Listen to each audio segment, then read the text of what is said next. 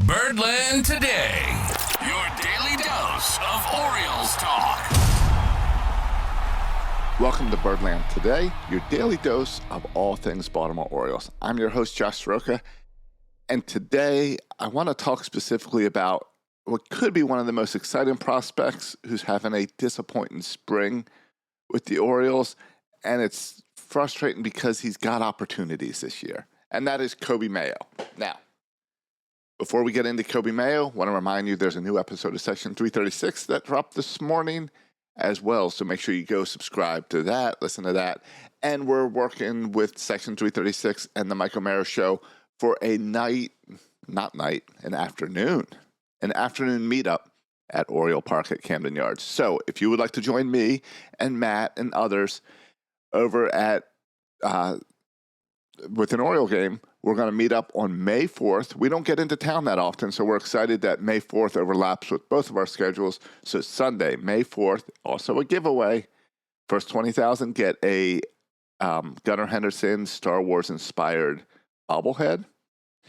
But you can join us in Section 344, I believe, by grabbing tickets over at section336.com and click on the little store icon at the top.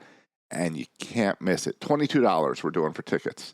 So go on over there, purchase it, and once I get a good number of who's going, I will purchase those tickets and send you your ticket. So please join me over there, tickets at section336.com, and click on the store. Now, let's talk about Coby Mayo. Because Coby Mayo is the story of a guy that shows flashes, shows potentials, but I'm starting to wonder if he is bust material. And I hate to say that, but let's talk about him. Coby's got power. He's got potential. And he has a future in Baltimore, I think. But where does he fit and can he get it all together? Let's dive into his journey. He came from a Florida high school, star top prospect. Let's start there. All right, so Coby Mayo was born in Coral Springs, Florida, December 10th, 2001. So what's that math? 24 years old. Growing up, he's a standout athlete like all these guys are. He played at Marjorie Stoneman Douglas High School, which if you look that high school up, there's some serious baseball talent up there. Would you like to know some of the guys? Mike Caruso, Matt Fox, Jason Lizardo, Coby Mayo, obviously, Sean Hotchkinco, Colton Welker, and a little guy you may have heard of, Anthony Rizzo. Anyway, in high school, Coby was a physical force at third base. He was a 6'5" guy, quick hands, raw power.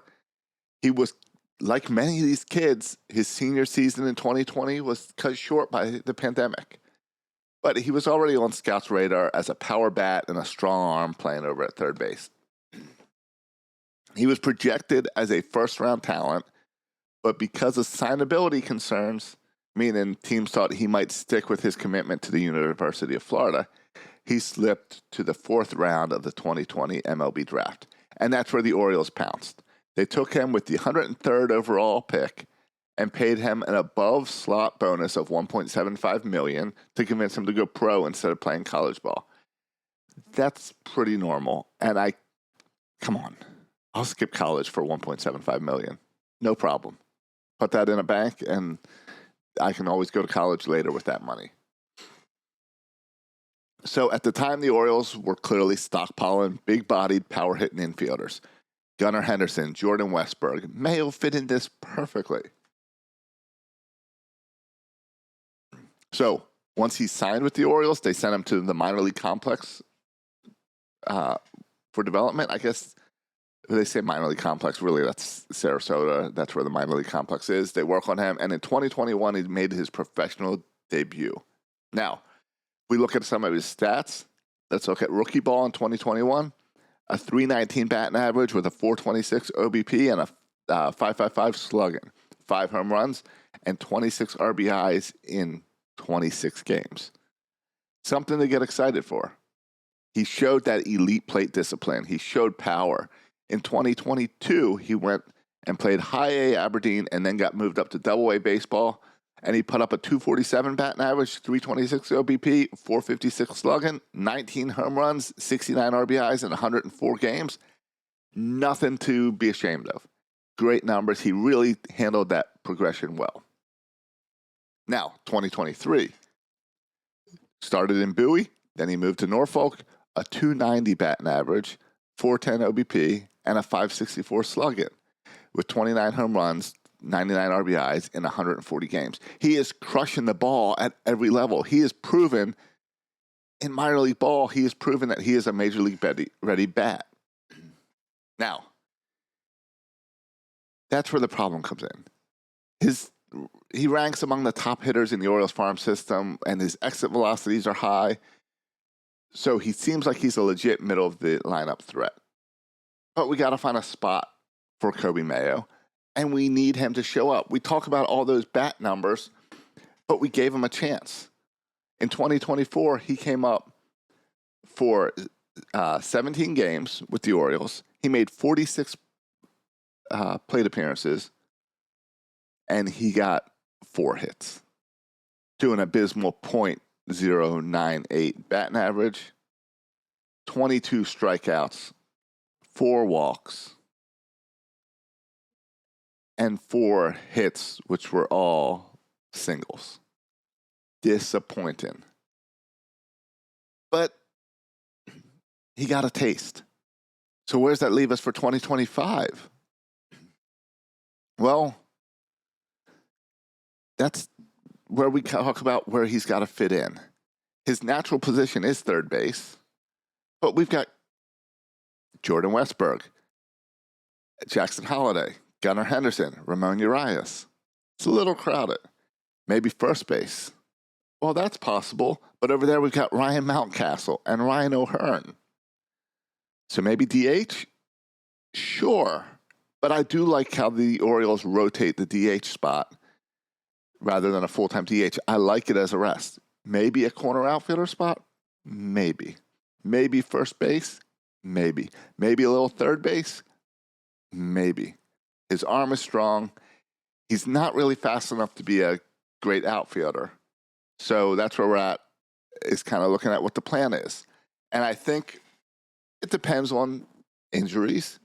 Gunnar Henderson being hurt a little could help him make a role. If Mountcastle or O'Hearn struggles, that could open up a role for him. And if his bat produces, then the DH is a perfectly fine spot for Coby Mayo. But Coby Mayo needs to play well enough to get the call up. He crushed AAA pitching. We've got that down. But he struggled in 2024. Small sample size, small sample size, small sample size. I get it. But here we go into spring training, and we want him to show that. We want him to show that he can play and that he's got the bat.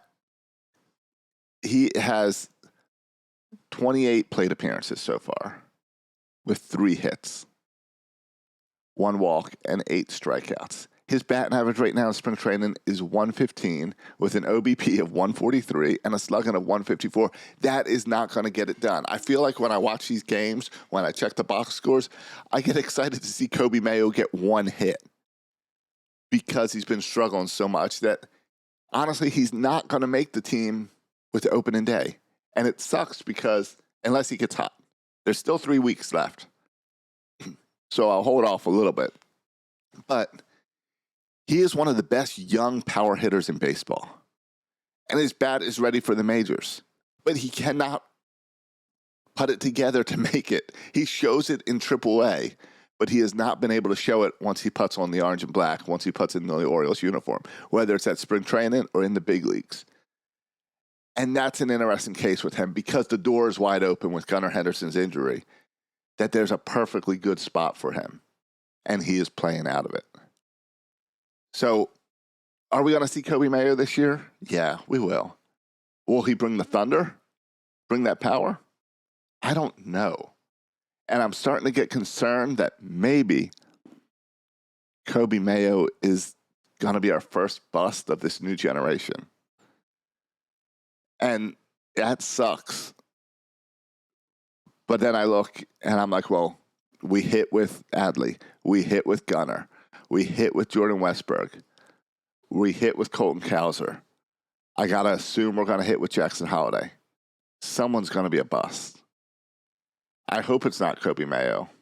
But I'm starting to be concerned that at this point, it's Coby Mayo. Anyway, that's it for today's episode of Birdland Today. Don't forget to subscribe to the podcast and sign up for a daily newsletter. It comes out every day at 4 p.m. with the articles that I'm reading each morning, the articles that get me excited for Birdland, gets me excited for Orioles baseball. Let me know, where does Coby Mayo fit on this team? Are you ready to call him up? Do you think he's going to be an impact player? Or do you think he's a bust? Let me know on Twitter. You can hit me up at Josh Soroka or at Birdland Sports. Go on there. Let me know.